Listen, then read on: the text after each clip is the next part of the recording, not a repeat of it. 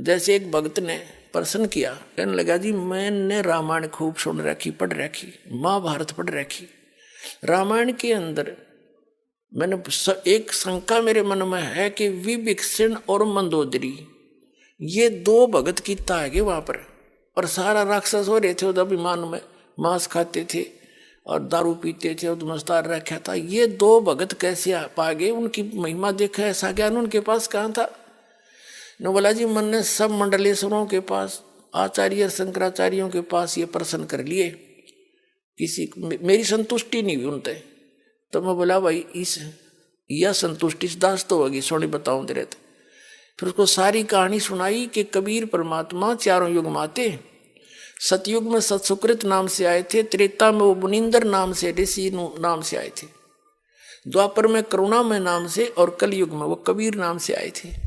जब मुनिंदर नाम से त्रेता में परमात्मा आए हुए थे उस समय एक नल और नील नाम के दो शिष्य बने थे, वो बहुत दुखी थे, उनके आशीर्वाद से वह स्वस्थ हो गए थे। फिर वो थोड़ी बहुत गलतियां हो जाती थी, वस्त्र कपड़े धोने जाते थे तो वो भोले भाले थे, उनके हाथों से दरिया में बहुत से कपड़े और बर्तन बह जाते थे।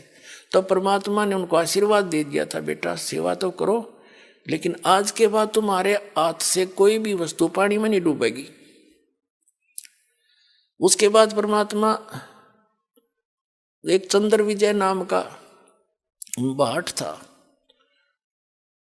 लंका के अंदर, उनके 16 सदस्यों ने, घर के सदस्यों ने, पुत्रवधुओं ने, पुत्रों ने, पुत्रियों ने, सबने उपदेश लिया था कबीर जी का। और उस भाट, वो भाट जाता था राजा रावण के वहां पर, उन गीत ज्ञात सुनाने, उसकी महिमा गाता था। और उसकी पत्नी जो कर्मवती थी वो जाती थी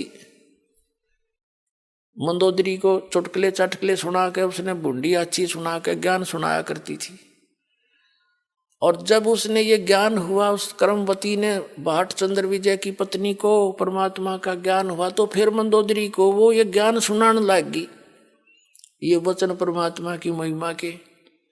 तो मंदोदरी ने बोली ये कर्मवती चंद्र विजय की पत्नी भाटनी से कि तेरे अंदर तो सारा गोबर भरा था, सारी बेहूदी बात करया करती, तू आज ये अमृत वचन कितने ले आई। तब उसने बताया कि हमारे घर भगवान गुरु जी आते हैं, उन्होंने मुझे ज्ञान दिया मंदोदरी, और ऐसा ज्ञान है मेरा जी करे तो सारे ने बताए दूँ। फिर मंदोदरी खूब सुनती, बोली तू उन बकवादा ने छोड़ी, मुझे ये ज्ञान सुनाया करे। और कहने लगी तेरे गुरु जी आओ ना, उसने मेरे पास लाइए बुला के।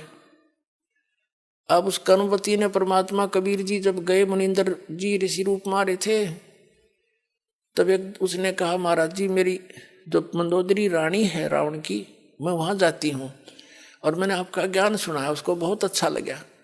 तो वो कह रही है कि मेरे पास बुला लो एक बार। ने बोला बेटी मैं ना जाऊं, उसकी गरज पड़े तो यहाँ आ जाएगी, मैं वहां जाऊं मन मानो उसका पति नाराज हो जा, मैं नहीं जाऊंगा वहां पर।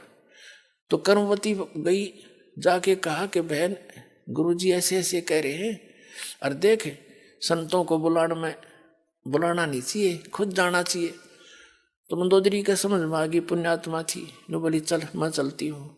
महाराज के दर्शन करे, बात सुनी, दीक्षा ले ली, शेष बन गई वह उसकी परमात्मा की। फिर वो ज्ञान ऐसा है ये आप रुक नहीं सकते दूसरे को बताए बिना, ऐसी रजा कर रखी दाता ने, ये भ्रंग बना देता है बार बार सुना के, उसने फिर आगे सुनाना पड़ता है कि इसका भी कल्याण हो जाए। उसकी रावण तो सुना नहीं था क्योंकि वो तो दारू पीवा धड़ी पक्की रावण खा कर मांस सो जा। उसका देवर था विभीषण, उसको लगी समझान, उस काफी वो सुनता रहा, बहुत ध्यान से सुना। तो वो कहने लगा कि आपने कल्याण करा लिया, फिर मुझे भी तो कल्याण करा मेरा भी। तो परमात्मा से उसको भी ज्ञान नाम दिलवाया और सारा ज्ञान समझ के वो दोनों भगवान के अधिकारी बन गए। बाकी उस लंका में कोई नहीं मान्या। तो पुण्यात्माओं उसको मैंने समझाया कि ये जो दोनों हंस थे ये परमात्मा के ज्ञान से परिचित थे, इसलिए मंदोदरी ने रावण को कैसा ज्ञान दिया है कि कर्म बिगाड़ रहा तू अपने, और ऐसे दुष्ट कर्म करते हैं पर प्रक्रिया पर तू नीत खराब कर गया, सूरवीर होकर के तू ऐसी गलती कर रहा है। तो ये ज्ञान तब दिया, तब उन्होंने बोला जी आज पेटा भर गया मेरा, बाकी ये बात से तो थारी उठपटांग सी कथा तो मेरे समझ में आ नहीं रही, पर होगा अवश्य ऐसा ही।